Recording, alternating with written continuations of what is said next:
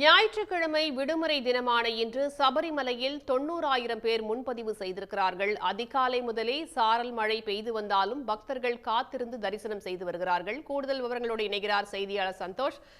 தற்போது அங்கு மழையில கூட பக்தர்கள் தொடர்ந்து அங்கு வழிபாடு நடத்தி வர்றாங்க. 90,000 பேர் பதிவு பண்ணியிருக்காங்க. எத்தனை பேருக்கு அனுமதி கிடைக்கும்? அத்தனை பேருக்கு அனுமதி கிடைக்குமா?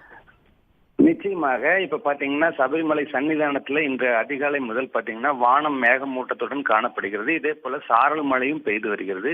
இன்று ஞாயிற்றுக்கிழமை விடுமுறை தினம் என்பதால் காலை முதலே பக்தர்கள் நீண்ட வரிசையில காத்திருந்து சுவாமி தரிசனம் செய்து வருகிறார்கள்.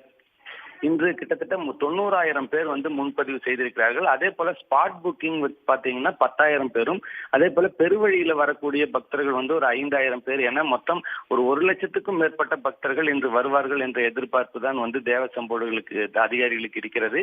அதற்கு ஏற்ற வகையில தற்பொழுது அதற்கு முன்னேற்பாடுகள் செய்யப்பட்டிருக்கிறது. அதே போல பாத்தீங்கன்னா இப்ப நீண்ட வரிசையில பக்தர்கள் காத்திருக்கக்கூடிய காரணத்தினால 1 மணி நேரத்துல 18ஆம் படி 3,882 பேர் ஏற்ற அந்த சுவாமி தரிசனம் செய்வதற்கான ஏற்பாடுகள் நடைபெற்றுக் கொண்டிருக்கிறது. அதே போல பாத்தீங்கன்னா கூட்டம் அதிக அளவில் வரக்கூடிய காரணத்தினால சுகாதாரத்துறை மூலமாகவும் பல்வேறு நடவடிக்கைகள் எடுக்கப்பட்டு வருகிறது. இன்றைக்கு கிட்டத்தட்ட 1,00,000 பேர் முன்பதிவு செய்திருந்தாலும் இவர்களுடைய வருகையை பொறுத்து அதற்கு ஏற்ற வகையில முன்னேற்பாடுகள் செய்வதற்கு தயார் நிலையில இருக்கிறது.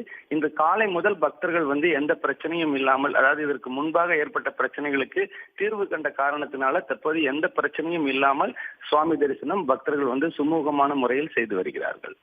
தற்போதைய தகவல்களுக்கு நன்றி சந்தோஷ்.